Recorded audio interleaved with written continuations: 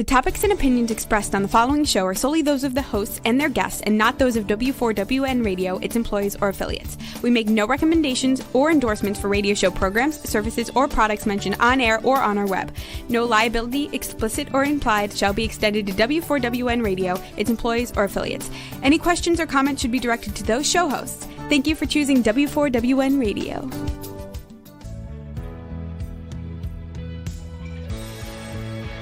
Welcome to Success Secrets Exposed with Sally A. Curtis, where we share stories of challenge, success, and inspiration along with practical tips and strategies to move you forward to your success. And now, here's your host, Sally A. Curtis.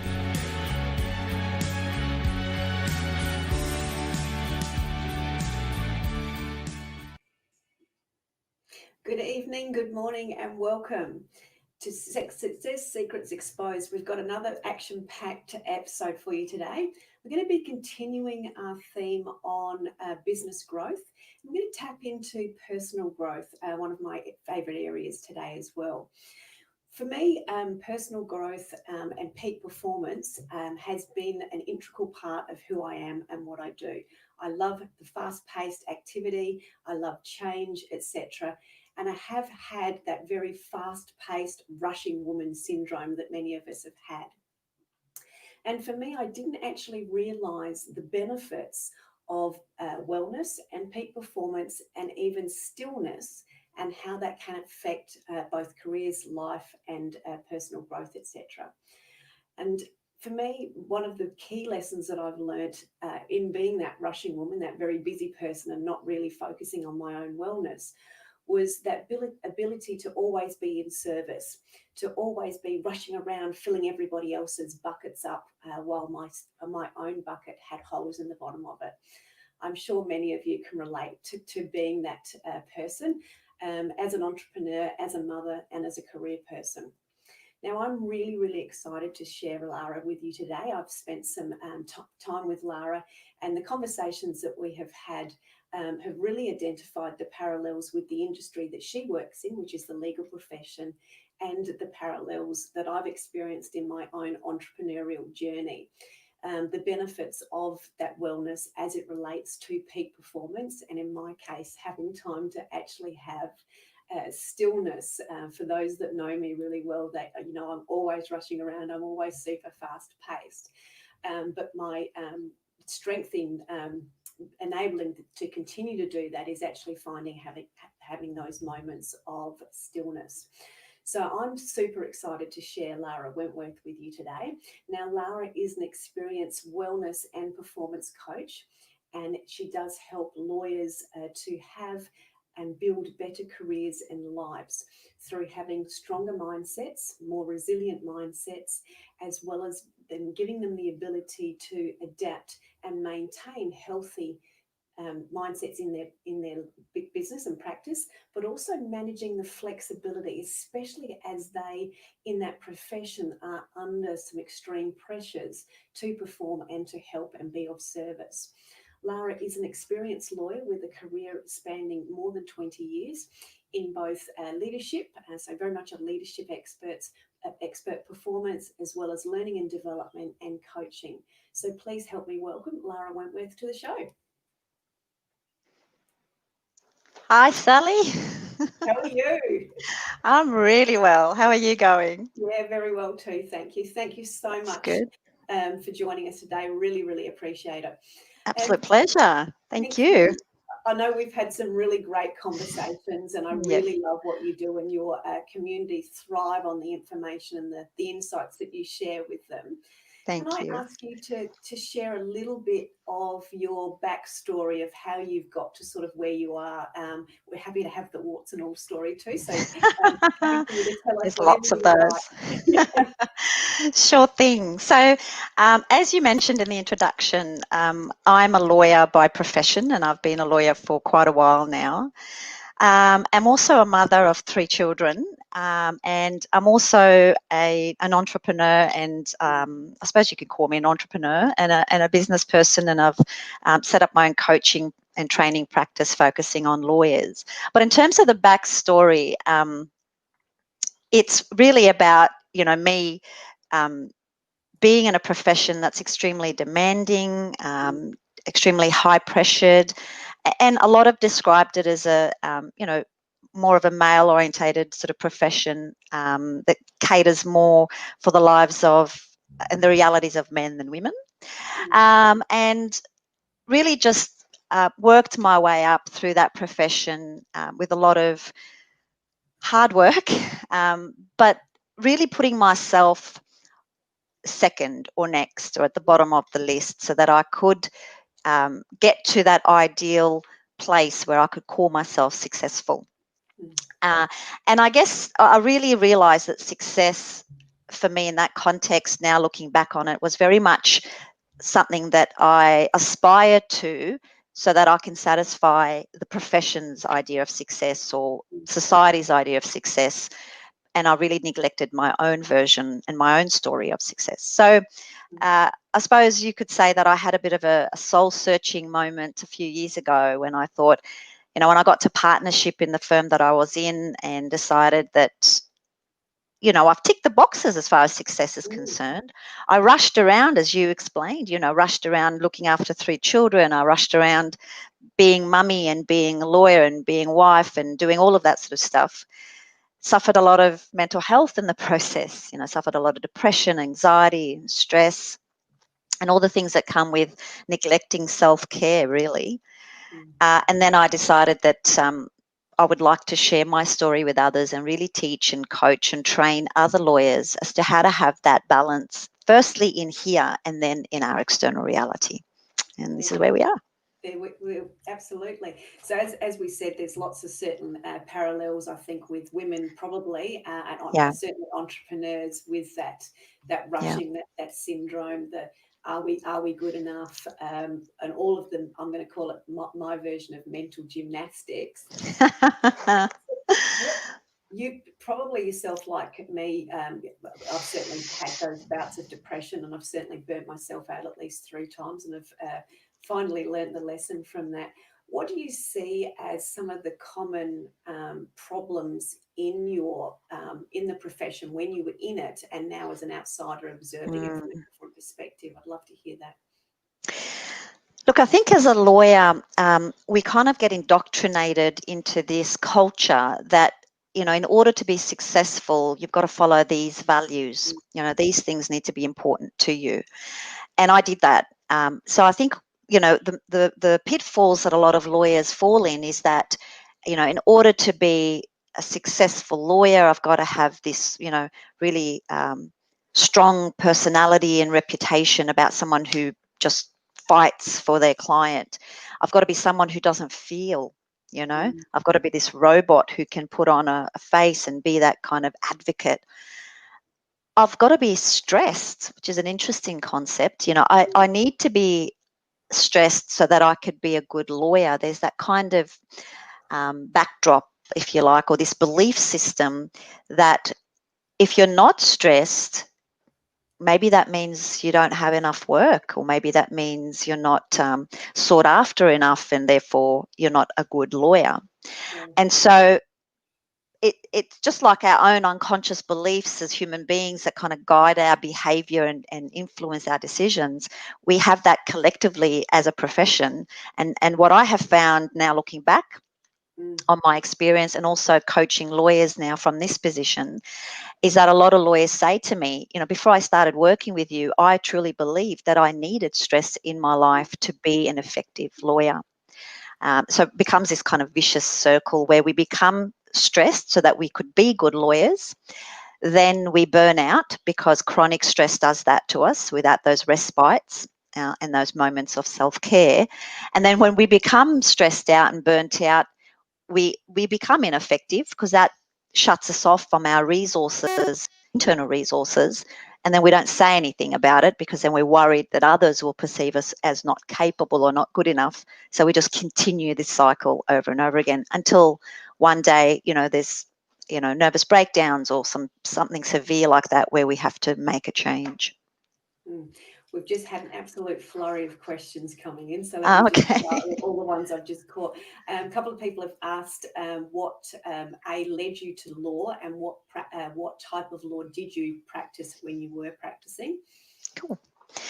So I suppose what led me to law, I'd love to say actually that it was that feeling of wanting to help people and make sure justice prevails and all those beautiful things. But the reality for me is that when I came out of school, I was told by my parents that I'd make a good lawyer, and therefore I should really strongly, they strongly encouraged me to do that. And being the eldest of 5 children, I had to be a role model for my family. And I gave it some consideration in the back of my mind. I thought I could do that. That would be cool. I could, help people. And so I feel like I was thrown into it straight from high school because my parents said it was a good idea. And I did too, with my own, what an 18-year-old thinks is a good idea at the time. And so I did it. And no, I mean, I enjoyed it. Most of the time it was a very rewarding profession. And to answer the second part of the question, I firstly did compensation law, what we call personal injury law in Australia. And then I moved into the family law sphere and wills and probate. Yeah.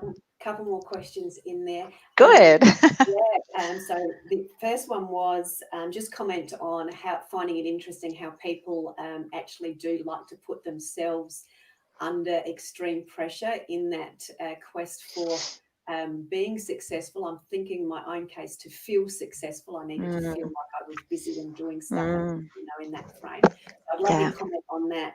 And perhaps if you can weave into that, we're also getting comments about the ill effects of holding or pushing down those emotions and what that does from a perspective. So, and I'll catch up on the rest of the questions that are there while you're coming. Awesome. And hold on to that second part of the question, Sally, because I could go off on a tangent, so just bring me back in.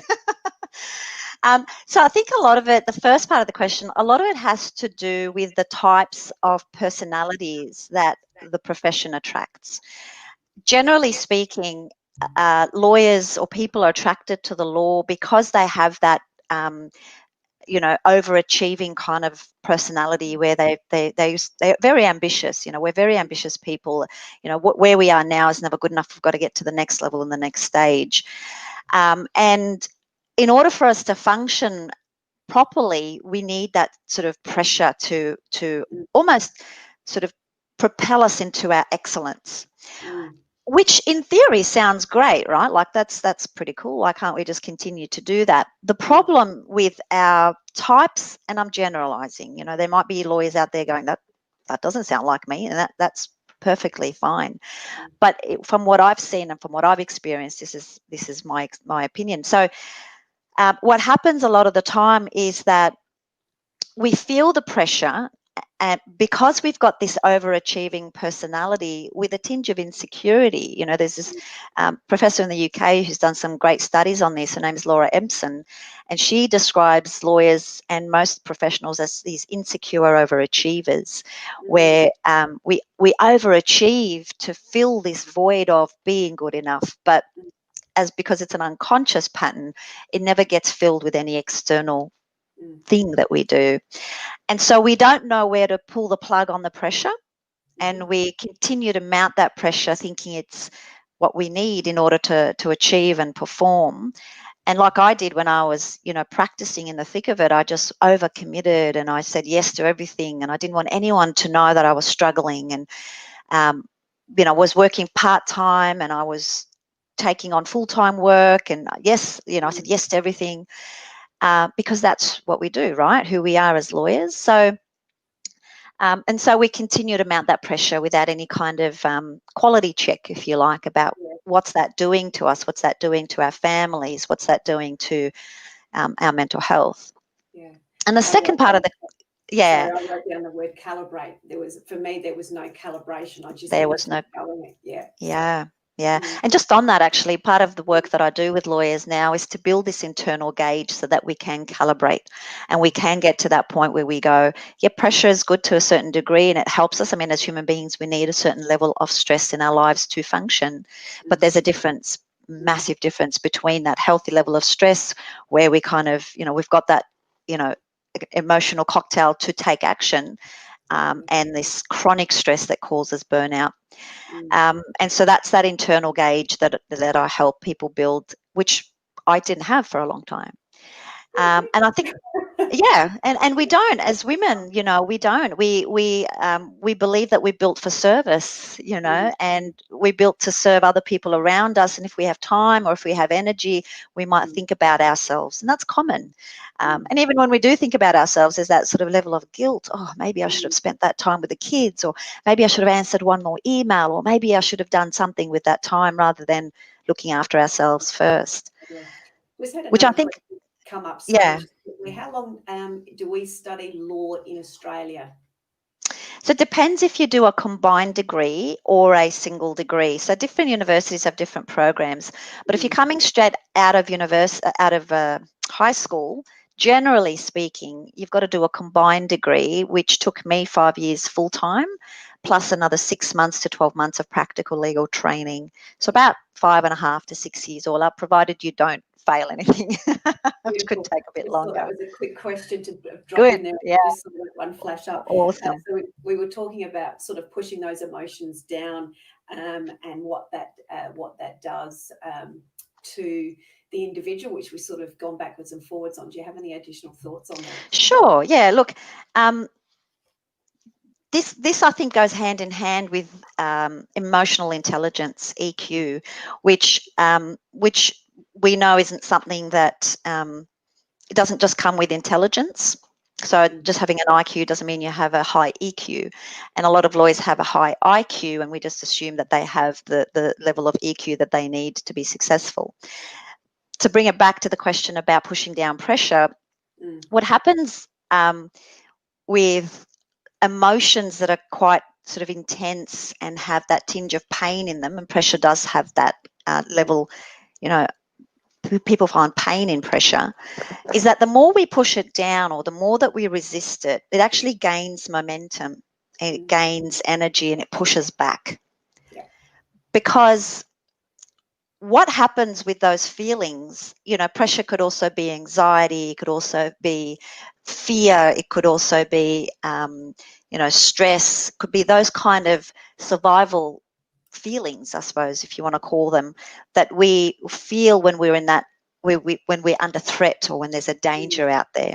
The more we ignore those things, the more that they kind of come back up, because ultimately the purpose of those feelings is to warn us of danger. I mean, that's what's helped us survive as a species all this time. You know, we've got this part of the brain that says, you know, danger, danger, danger, do something about it.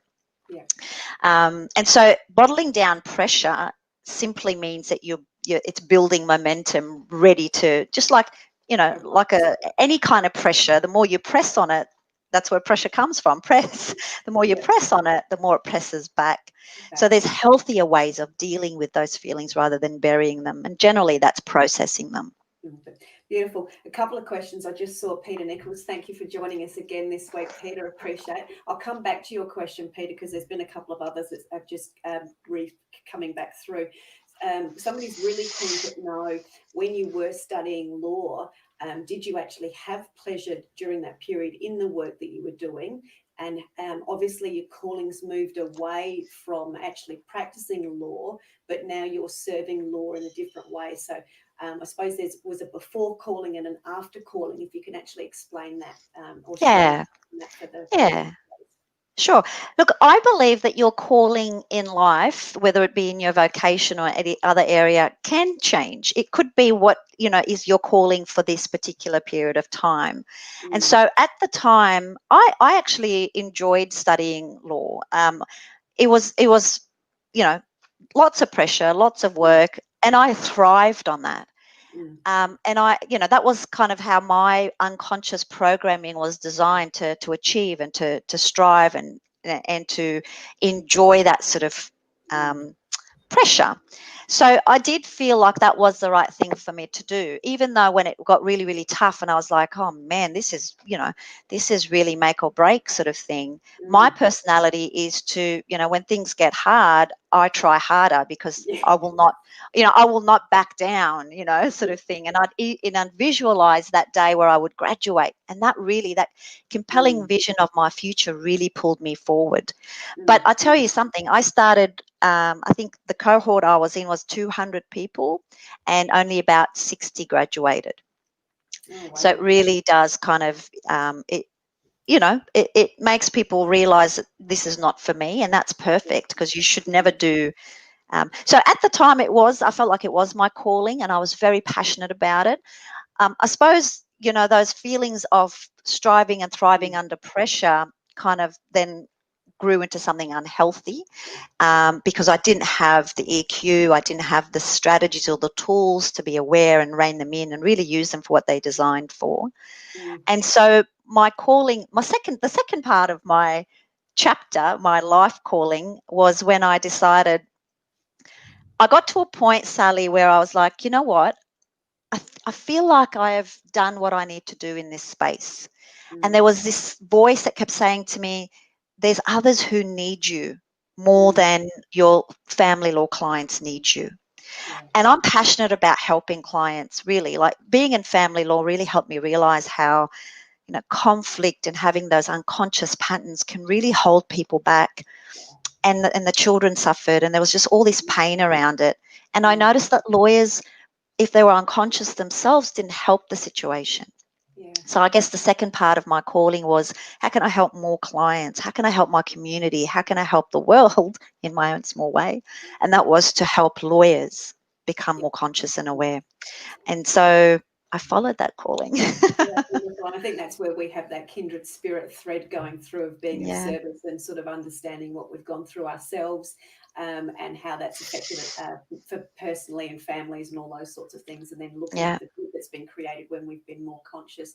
So just going back to Peter Nichols' question. So Peter's in the coaching arena as we are, and he's asked a really, really great question as it relates to what are some tips or strategies that you can perhaps suggest for somebody that is a coach themselves when they go through their own personal and mental challenges at the same time? I'd love your perspective on that. Great question, Peter. Because, sometimes as coaches, we forget that we're human beings as well. And we think we've got to be this kind of, ideal, whatever you want to call it. We dare say perfection. Thank you. Yeah. And we're not allowed to have moments of all those things. I think that in itself is an unhealthy mindset. I think that the idea behind being in charge of our minds and therefore our lives and our results doesn't necessarily mean that we don't have moments of stress. Or, if you heard me this morning with my children, I lost control. I'll be honest with you, but I was aware of it the whole time. And I knew that I was losing control, but I let myself go for that moment. So, one of the most valuable skill I think I learnt as a coach isn't that we are not allowed to feel certain emotions or lose control or be human. It's how long we stay there that matters. How long we stay there. Sometimes anger is good. There's information in those feelings, these emotions that help us, understand ourselves and the world around us better. It's just how long. And be kind to yourself. Remember that you are a human being at the end of the day, and you have emotions and you have unconscious patterns. Sorry, I need to cough. So be kind to yourself. Sorry. Sort that out, and I'll answer another one of the questions here. A great question here, and I can answer parts of this, and I'd love your comment on it as well. Do coaches need coaches at times? And if they do, would it show a sort of weakness on their part? So for me, I'll just say, and I'll commend Peter as it relates, and commend you on sharing your story of the children this morning. I've had a similar scenario with the dog that kept busting in. Sharing those moments, and as you've just done, laughing about it now and having the awareness around it, and sharing that with your community. I know Peter, who's I know very, very well here in Adelaide, he messaged me one day during the week last week, and I was having a grumpy day, and I shared it. And it's not something I'd normally do. So there's that element of being vulnerable and sharing, which proves that you actually are human, and it becomes very engaging. Yeah. And for me, as a coach, I've always had coaches at particular times for particular purposes to help me have forward movement But for me, I'm not perhaps quite skewed with the achievement gene as much as yourself are from a lawyer's perspective. But mine's evolution. I see my word as evolution. I always want to change. I always want to grow. I always want to evolve into something more. Yeah. So I've been on that same sort of quest and that quest forward movement. Yeah. So yeah, love your thoughts on coaches needing coaches. Yes. Look, I think, if you are a coach and you don't get coached at some stage, change that quick, smart, and get yourself a coach for whatever purpose you need. I mean, I've worked with you, you've worked with me. I've got, another NLP coach that I just had a session with this week. It's like this. All the skills in the world for us as coaches may not assist us see our own reality. It's a different ball game. If you're swinging a club, if you're a golfer, or a bat, if you're whatever, a baseballer, it's very hard for you to see where you are swinging it incorrectly. But if you have somebody with golfing skills or whatever you want, however far you want to take this analogy, watching you from the outside, it's a lot easier for them to pick up because they're not invested, they're not involved. There's no, there's just them objectively watching you. It's easier for them to pick up what you might be able to improve on. So in that context, in that sense, everybody needs coaching, including coaches. And I actually think coaches especially should be getting coached. Yeah.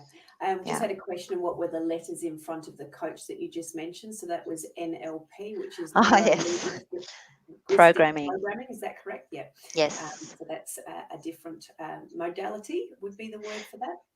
Yeah. You could say it's a modality that I use in my coaching. So I'm trained in neuro-linguistic programming, and just in a quick nutshell, it's the science of how the language of the mind sets up those programs that run our everyday lives, those unconscious programs. Yeah. So, and for me, I'm also NLP trained and have had coaches that are around that. I'm working with a coach at the moment that is picking me up on my languaging.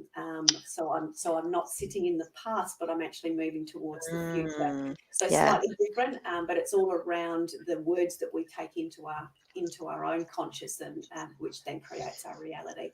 Yeah. So I think we've answered that question there as well.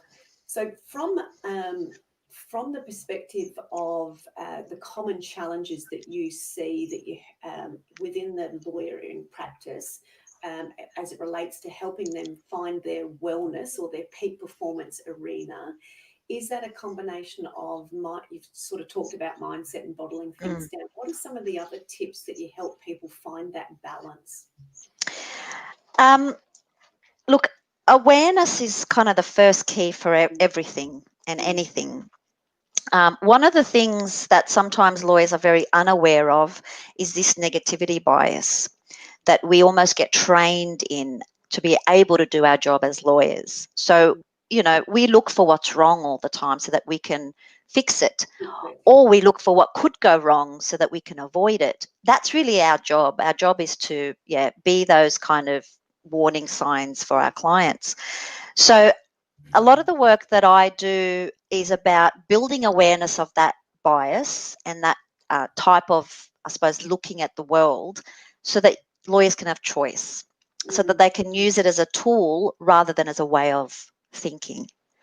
And I think that's a big one for lawyers, because I've seen lawyers take it into their family life, their home life, their friendships, and they become generally negative or pessimistic.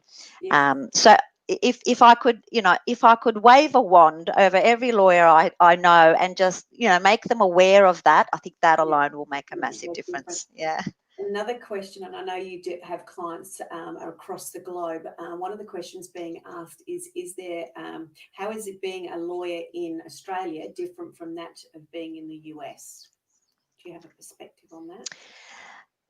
I haven't seen too many differences in the way that we think and in the way that we show up in our practices and in the world. In fact, to be honest, there's like a global culture around the legal profession, which is really interesting. It's kind of transcending borders. At least in the Western world, that's certainly the theme that I've noticed. That ambition, that drive, that, insecurity, that imposter syndrome, that perfectionism, that negativity bias. It seems to be a common thread amongst, there's always going to be the smaller kind of nuances that are going to be different across economies and cultures and things like that. But generally speaking, we seem to share a common culture, which is interesting. Yeah. Another question that's just coming up is how could lawyers separate work from their life in an easier way? How do they sort of segment? I don't know whether that's quite the right word, but compartmentalize. That's a big one, and that's one that I work with a lot of lawyers to do, because I think what happens a lot of the time is people get overwhelmed with the amount of work that they have whilst they're at work, and then they take that with them in their minds when they're at home. And so in the mind, because your mind doesn't know the difference between what's real and what's imagined, if you're constantly, ruminating and dwelling over work whilst you're not at work, you're still working. Yes. Even though you're not in the office or in front of your computer, your mind thinks you're still working, which sucks energy, which, takes a lot of effort and causes burnouts. A lot of the time that happens. Yeah, same. And it comes from this fear of, I don't want to, make a mistake. I don't want to let people down. I don't want to be exposed. So I'm going to constantly think about my work to make sure I haven't missed anything, And so that continues well after working hours. And because we know lawyers generally work long hours anyway, it doesn't give us that much of respite. So some of the things that I sort of help lawyers do is to use anchors and triggers to train the mind to switch off and move from one kind of space to another.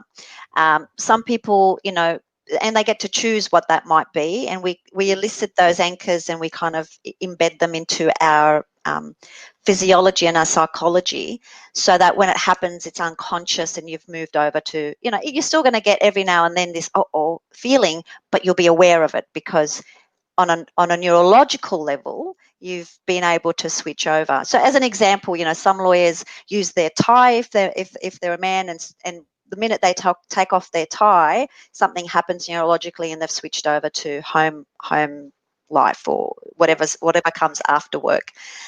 Some people use like a traffic light if they're traveling the same way to work every day, and then when they cross that traffic light, there's a trigger neurologically where they move over. But ultimately, it's a state management skill. Yeah. It's that ability to pick up on what you're feeling and when you're feeling it, and to manage your state and choose the state that you want to be in. And that's a teachable thing. Yeah, absolutely. Yeah. I'm having flashbacks to an incident when I've always worked from home as a coach and having the agency that I have. And I remember Rory coming in and how kids sort of do that and they look up at you, and I got the, Mummy, you don't play with me anymore. I know, he was over. Ouch. Really hit home for me, and that was just prior to what would have become a potential burnout moment again for me several years ago. Lucky enough, he's 17 and he's grown up beautifully. But that was the trigger for me to actually shut the door to the office. Time and not go back and forwards in it and just keep checking, that I'll just check this, I'll just check that, or ding, or that. No, you actually have to be really consciously aware of this stuff, because our default is to go back to checking and to be worried and to stress, because remember, we want to survive. And so one of the things that I do, for example, when I finish working, because I now work from home all the time, is I leave my phone. I don't take my phone outside of the office, this space.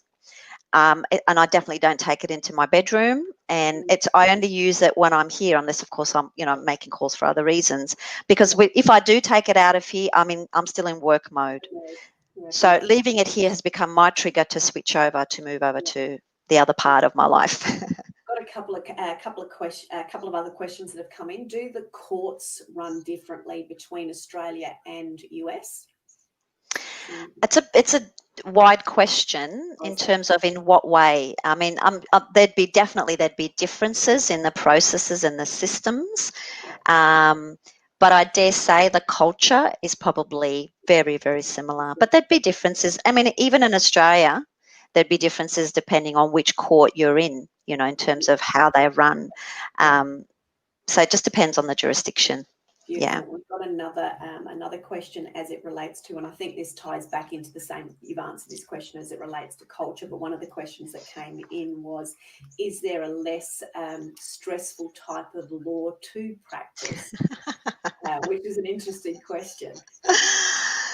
Look, I'm sure there is. I'm sure there would be. It just depends, I suppose, on whether or not you like that type of law too. I mean, some people love litigation. They love being in court. They love that battling. Other people like transactional work where it's just them. Depends on your personality. Like some people are more introverted and they just like to be sitting behind their desk and writing contracts and reviewing things without having to have that dialogue.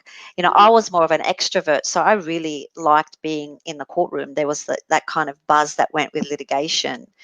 And so to answer that question, I suppose if you were more of that introvert and like to work alone and independently and you were doing transactional work, if I was to put you in a courtroom kind of setting, that would cause stress for you.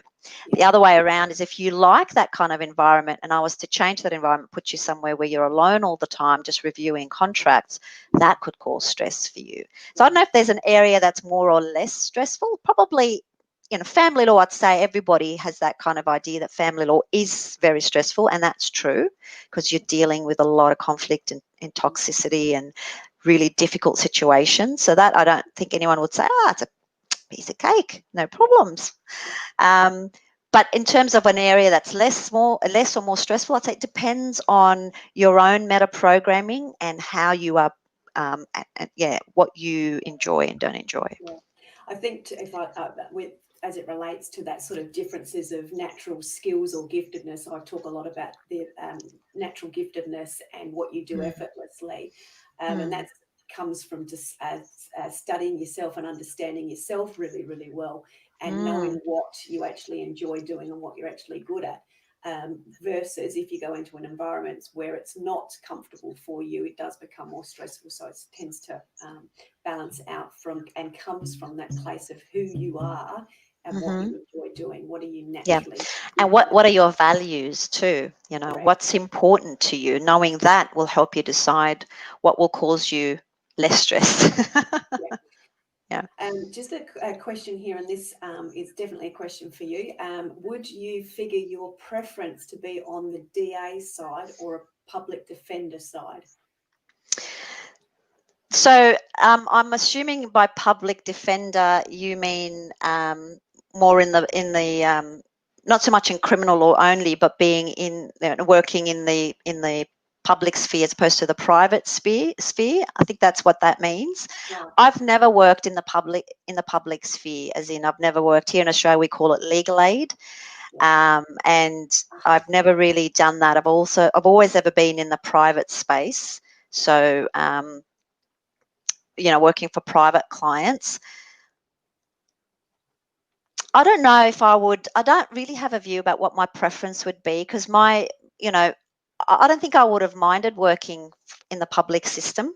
In fact, I applied for a couple of positions in the public system, but I never got in so that I can compare, I suppose, and see where I would thrive the most. But I have a friend who her whole entire career she was a public defender, and that really suited her personality and what she enjoyed to do. So I guess to answer that question, I'd really would need to experience both in order to be able to say for sure. Yeah. We're just coming towards getting closer to the end of the show. So Already? I know, it's so fast, hasn't it? Which has been fantastic. We've had such a great flurry of questions from the audience today, which has been fantastic. Thank you very, very much. We do have about sort of 8 or 9 minutes. So I'd love you to share some of your tips. And I know you've talked about sort of that awareness being one of the key elements. And we've certainly talked about being in that observer mode, which I would imagine fits into awareness. Yes. And we've also talked about regular check-ins. So I'd love to just, because I think that ties into some of the questions that Peter was asking as it relates to coach other people, etc. So I'll Mm-hmm. let you share some thoughts on that, please. So I suppose my major tips about being aware or being in charge is having those regular check-ins with yourself in different forms. So sometimes it just might mean that you're meditating at some stage during the day so that you can turn your attention inwards and just check in and see what's going on. Sometimes that means getting coached as well so that someone else could help you do that check-in, because it's sometimes difficult, like I said before, see yourself swinging a bat. Even if you look in a mirror, you're not going to get that, that you're still going to look at it from your own model of the world. So what that does, those regular check-ins, is it builds that awareness muscle. And if you practice that enough times, awareness becomes an unconscious thing where you don't have to stop and go, I've got to be aware right now. You just all of a sudden you notice things like you go, oh, okay, I'm losing it right now. What can I do to calm myself down? How can I be a bit more resourceful? And so that process becomes almost an unconscious default in itself. That's the beauty of building the awareness muscle. So it's, you move from that, if we talk about the learning cycle, you move from that, being consciously skilled, so consciously aware that you need to be aware, to becoming unconsciously skilled in awareness. I'll give you an example. The other day I was driving and I got to where I needed to go and I realized that I don't remember how I got there. So that kind of moment in time when I got there, I just went, oh my God, what did I miss out on the way here? What did I not see? What did I not hear? My kids would have been talking to me in the back. I don't have any memory of how I got to this place. But that instant moment of awareness then made me reflect on my life. And I started to think, where else am I driving in autopilot? What else am I missing out on in my life that I'm not seeing and I'm not hearing? That thought process has now led me to be aware of those moments in my day. So that I'm like, am I driving on autopilot right now, or could I stop and be more attentive? Yeah. So it just it becomes a way of being. Yeah. A couple of other questions which we'll just answer quickly. Do you feel that law is still a good profession to get into? I do. Yeah. Which is why I am so passionate about helping lawyers. A lot of the times the good lawyers, the ones that have the right motives and the right intentions, leave the law because they feel like they are broken. The problem is the system itself is broken and it's causing incongruencies and it's making other lawyers feel like they don't fit in. But they are the lawyers we need to keep. They're the ones that could change things and challenge the status quo. I think it's a brilliant profession. It's just lost its way a little bit. And I think it's very salvageable. Yeah, beautiful. One of the other questions is, do you feel you are a better coach or a better lawyer? Interesting question. Yeah. I think I feel more aligned in this moment in time with being a coach, and that I think naturally would lend itself to feeling better at what I do, as in more effective at what I do now. I was a good lawyer, because I had those emotional intelligence skills, especially towards, once I did a lot of work on myself. But in terms of where do I feel more aligned and congruent, it's in what I do now. Yeah. And having the conversations that we've had and the time that we've had to share in those conversations, I would very much say that Lara's quest is to actually create better lawyers, because she knows what the good is that those great lawyers can create for those families, for those situations. And if you can help them remain in that industry for the length of time that the industry needs them, and they can have the balance in their family lives and their careers. That's exactly what I meant to say, Sally. Thank you so much for saying it for me. You're welcome. To me, that oozes out of you, and I think it's certainly expressed in the conversation that we've certainly had today, which has been terrific. Thank you. Thank you. Let me just check more comments, so that's coming through.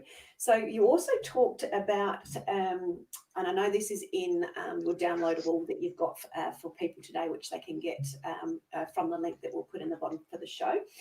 You also talked about rituals, and now I love success rituals. I have several of my own. What are some tips that you have for your lawyers as it relates to some of those simple success rituals? Yes. My number one tip has to be setting daily intentions. You know, that's that kind of, for me, that's that secret sauce. So getting your mind focused before your day starts, or close to it if you've got little kids, about, you know, how do you want to show up today? Because where your mind goes, or where your focus goes, your energy flows. So I think my number one tip would be, you know, when you wake up in the morning, think about your day and choose how you want to show up that day and set that as an intention so that your mind knows where you want it to go. Otherwise, we kind of follow our mind where it wants to take us, and most of the time it's wired where it wanders. And if you do leave the mind to wander, it's going to wander towards threats, danger, negative. It's just the way we're wired to survive. So you've got to be in charge of that and set your intention. If I was to give another tip for success, especially when, you know, we are in this fast-paced kind of world and profession, is to take moments and pause. You know, there's no, you're not going to lose anything. You're not going to miss out on anything. Things will still be there. But there's 30 seconds available to you, I guarantee, between tasks, between meetings, between whatever, which is just, I can't remember the author, but he's on the tip of my tongue. He describes this as a third space. I wish I could remember his name now, but I might send those details to you. But anyway, where you can calibrate what just happened and what you need to do or how you need to be for the next thing that's about to happen, rather than carrying the emotion of whatever has just happened with you into the next thing and then carrying the accumulation of that with you to the next thing. So the power of the pause, giving yourself those 30 seconds to recalibrate, go again. That would be, I think, my two top tips. Beautiful. And Peter's just said thank you for those tips, because that's certainly Pleasure on his way. So I'm going to have to say thank you very, very much for joining us and sharing those tips today. Absolutely. We have another exciting guest on next week, which will be a perfect flow on from your topic today. Thank you, Lara. And that is Christine Weber talking on gratitude. Nice. Next week, it's Thanksgiving. So a very, very relevant topic for next week's show on gratitude, which in itself is another success ritual to embody and enable you to move through life in a fluid manner. So thank you, everyone, for joining us today. Thank you so much for all of the great questions you've asked and the fluidity that enabled Lara and I to chat, because we could have continued for probably another 50 minutes. We normally do. Absolutely. And Peter just flicked up the name Adam Fraser. Was that who you were thinking of? Oh, yes, the third space. That's exactly. Thank you for that. Thanks, Peter. Thank you, everybody. We'll let you get on with the rest of your day and your evening, and I look forward to sharing more time with you on next week's show. Thank you very much. Thank you, Sally, and thank you all. Lovely to be here. Bye. Bye. That's it for this week's episode. Thank you so much for joining us. I trust you got some inspirational tips to move you forward. See you next Thursday at 7 p.m. Eastern for more Success Secrets Exposed.